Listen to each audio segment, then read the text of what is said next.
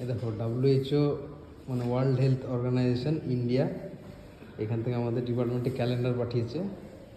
এই যে এত বড় প্যাকেট, পুরো খুলে দেখাবো।